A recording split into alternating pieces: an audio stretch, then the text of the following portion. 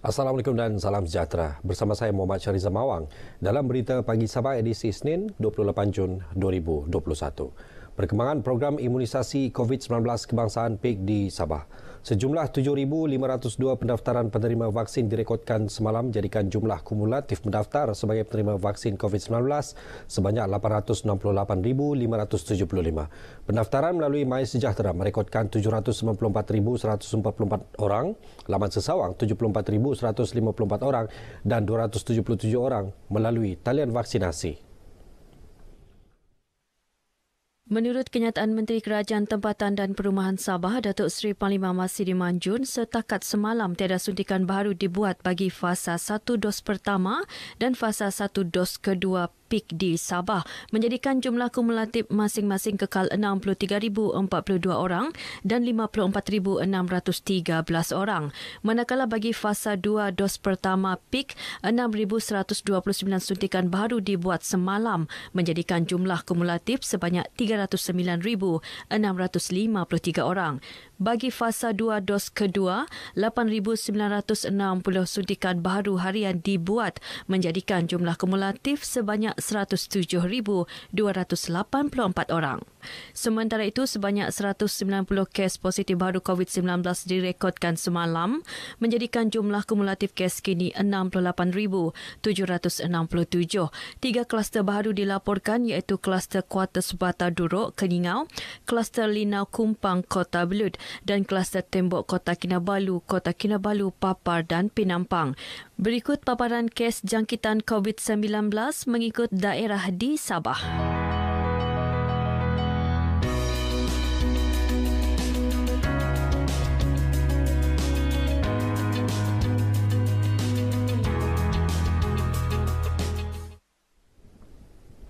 Seramai 14,900 orang atau 19% daripada 78,000 penduduk daerah Ranau telah menerima suntikan vaksin COVID-19 setakat semalam.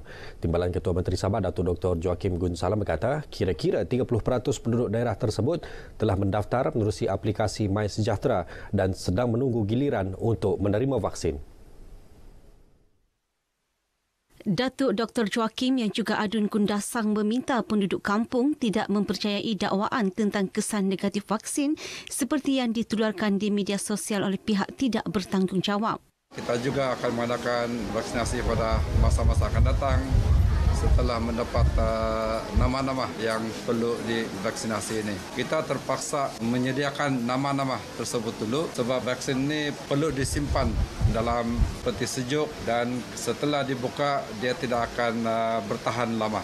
Beliau ditemui pemberita ketika meninjau program outreach vaksinasi COVID-19 di SK Kawian Ranau yang dikendalikan Jabatan Penerangan dengan kerjasama Pejabat Kesihatan Ranau. Darah tinggi.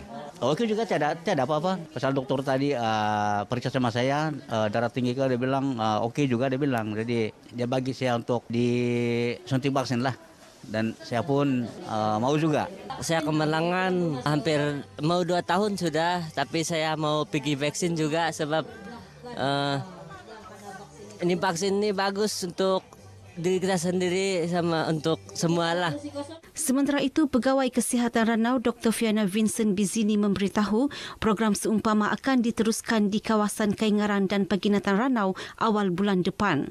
Di Paginatan tu di kawasan Paus ada beberapa lokaliti yang terlibat di kawasan sana, dan untuk Kaingaran ini sendiri di kawasan Karagasan di sanalah. Sempena program ini, bantuan bakul makanan turut diagihkan kepada penduduk yang tersenarai dalam IKASI dan golongan B40. Bekalan dos vaksin yang dijangka sampai bulan depan diyakini melancarkan lagi program vaksinasi rakyat di negeri ini, sekaligus mencapai sasaran 80% penduduk Sabah menerima suntikan vaksin COVID-19 pada Oktober depan. Timbalan Ketua Menteri Sabah, Datuk Seri Bung Mukhtaradin berkata, pemberian vaksin kepada rakyat akan dilaksana secara menyeluruh mulai Julai ini. Pemberian suntikan vaksin kepada rakyat bermatlamat memutuskan penularan pandemik COVID-19 bagi mengembalikan norma kehidupan seperti sedia kala. Kita tidak boleh berterusan berada dalam keadaan begini sebab rakyat juga memerlukan penghidupan yang lebih selesa, lebih sempurna. Peniaga-peniaga pun ingin juga mengembangkan ekonomi mereka, pelancong pun ingin melawat ke negara kita. Beliau yang juga ahli Parlimen Kinabatangan ditemui media dalam program outreach imunisasi COVID-19, taklimat dan pemberian vaksin kepada penduduk Kampung Balat di Kinabatangan. Majlis turut menyaksikan penyampaian simbolik bantuan bakul makanan daripada pejabat Parlimen Kinabatangan kepada penduduk kampung berkenaan. Dalam majlis berasingan, Datuk Bung yang juga Menteri Kerja Raya Sabah melawat tapak projek naik taraf Jalan Libaran Bypass dan Jalan SPS2 ke Fuliwah Sandakan yang dibina sejak 2014 namun masih belum disiapkan. Dia sebetulnya jalan ini tidak ada masalah. Masalah di isu dia jembatan. Jembatan itu 2 kali sudah runtuh. Jadi sekarang mengikut DI Sandakan, mereka telah memberi kebenaran untuk membuat independent consultant. Bermakna independent consultant ini akan membuat survey dan mencadangkan desain-desain baru. Sebab 2 kali sudah didesain, masih juga runtuh. Satu mesyuarat teknikal akan diadakan Selasa ini bagi membincangkan kaedah penyelesaian jambatan berkenaan. Meskipun berdepan risiko tinggi selain menghadapi pelbagai kerenah masyarakat, namun tidak menghalang sukarelawan belia untuk terus membantu petugas pejabat kesihatan di Pusat Pemberian Vaksin PPV. Setiap hari bermula 8 pagi hingga 5 petang, mereka melaksanakan tugas di beberapa stesen yang ditetapkan bagi melancarkan proses pemberian suntikan vaksin COVID-19 kepada masyarakat. Ketika ditemui RTM di PPV Tawau, sukarelawan terlibat menzahirkan rasa bangga kerana berpeluang berbakti kepada masyarakat. Peranan kita di pusat PBB daerah Tawau ni, kita membantu sebagai sukarelawan, membantu pegawai ataupun pegawai perubatan yang memberi vaksin di pusat pemberian vaksin ini. Kita di part pendaftaran dan juga memberi tunjuk laluan kepada penerima-penerima vaksin ataupun kaunter-kaunter yang perlu dihadiri oleh penerima vaksin. Peranan saya dalam sini ada 7 stesen, tapi saya bahagian pendaftaran di stesen keempat. Di situ kami bantulah bahagian sistem pendaftaran penerima vaksin yang telah datang di pusat vaksin. Sementara itu, ketika meninjau PPV berkenaan, Pembantu Menteri Belia dan Sukan Sabah Andi Muhammad Suryadi Bandi mengakui penglibatan sukarelawan di setiap PPV di negeri ini melancarkan lagi proses pemberian vaksin. Beliau yang juga Adun Tanjung Batu turut memuji kesungguhan para sukarelawan di PPV. Penglibatan sukarelawan ini sangat baik. Dan kita telah menerima sambutan yang amat memberangsangkan permohonan daripada serata daerah Tawau yang mahu berkeinginan untuk menjadi sukarelawan. Jadi kita menyambut baiklah keterlibatan mereka dalam PPV ini untuk memastikan kelancaran dalam PPV. Setakat ini, seramai 17 sukarelawan belia di daerah Tawau ditempatkan di PPV bagi membantu petugas kesihatan. Sejumlah 20,000 bantuan bakul makanan telah diagihkan kepada 10,000 ketua isi rumah di 21 kampung dalam kawasan Dewan Undangan Negeri Dun Apas sejak Januari lalu. Pengagihan bantuan itu turut melibatkan kawasan yang digunakan Perintah Kawalan Pergerakan PKP, Perintah Kawalan Pergerakan Bersyarat PKPB dan Perintah Kawalan Pergerakan Diperketatkan PKPD. Menurut Pembantu Menteri Kewangan Negeri Datuk Nizam Abu Bakar Titingan, pengagihan bantuan sumbangan kerajaan negeri ini diselaraskan Pusat Kawalan Operasi Bencana PKOB daerah Tawau. Ia bagi memastikan semua penduduk di semua kawasan tanpa mengira fahaman politik dan agama mendapat bantuan sewajarnya.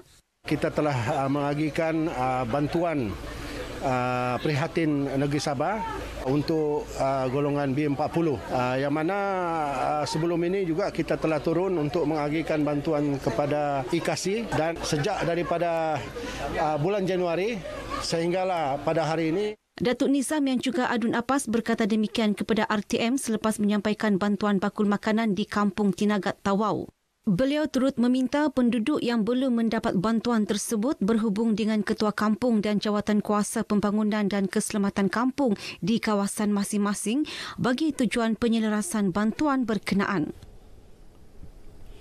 Kejadian tanah runtuh di tanah perkuburan Islam Belut Sadok Kinarut yang menyebabkan beberapa buah kubur mengalami kerosakan mendapat perhatian Menteri Tugas-Tugas Khas Sabah Datuk Muhammad Arifin Arif selaku Menteri bertanggungjawab terhadap hal ehwal Islam negeri.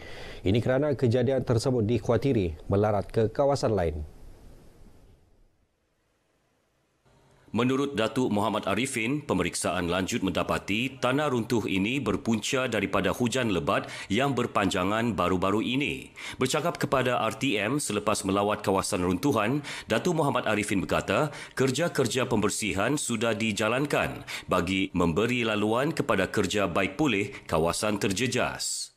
Lebih kurang 7 yang terlibat, tapi apabila kalau kita biarkan lagi akan melarat dan akan sampai ke kubur-kubur yang lain. Jadi kita kena cegah lebih awal. Sudah dibincang dengan DO macam mana cara-caranya beliau melalui juruteknik dan jurutera Jahin untuk menyelesaikan masalah ini. Sementara itu, Adun Kawang Datuk Gulam Haidar Khan Bahadar berkata, tanah perkuburan Islam ini semakin padat susulan pertambahan penduduk. Justru tapak baharu akan dicadang selepas perbincangan dengan Jabatan Hal Ehwal Agama Islam Negeri Sabah. Dan kita akan segerakan permohonan tanah baru untuk tujuan menempatkan mereka-mereka yang akan meninggal sesudah ini. Tapi sejauh mana perkara ini dapat selesaikan itu mengambil masalah. Orang ramai dirayu tampil menderma darah bagi membantu menampung keperluan bekalan darah hospital negeri ini, terutama dalam situasi pandemik COVID-19. Pada masa sama, lebih banyak badan bukan kerajaan NGO menganjurkan kempen derma darah bagi memastikan bekalan darah hospital sentiasa mencukupi. Setiausaha politik kepada Ketua Menteri Sabah Datuk Roland Chia menyatakan nyawa orang lain mungkin boleh diselamatkan dengan menderma darah. As you all know that every month the hospitals are in critical need of supply of blood because of the strict movement. It's very difficult. Dr. Roland berkata demikian kepada RTM selepas meninjau kempen derma darah anjuran Persatuan Usahawan Pendidikan dan Pertubuhan Pemerkasaan Moral Chihoko Penampang di Kompleks Karamunsing Kota Kinabalu. Sambil memuji inisiatif persatuan berkenaan, beliau berharap kempen ini membantu mengatasi kekurangan bekalan darah khususnya di hospital-hospital negeri ini. Sebanyak 350 poin darah disasarkan dikutip dalam kempen ini untuk diserahkan ke Bank Darah Hospital Queen Elizabeth Kota Kinabalu dan Hospital Wanita dan Kanak-kanak Sabah di Likas. Kempen sehari ini dikendalikan sekitar 70 sukarelawan. Sekian berita pagi Sabah bersama menjayakan program imunisasi COVID-19 kebangsaan. Lindung diri, lindung semua. Saya Muhammad Syariza Mawang. Salam hormat. Sumandak Sabah semua lawa-lawa, sekali pandang jatuh cinta macam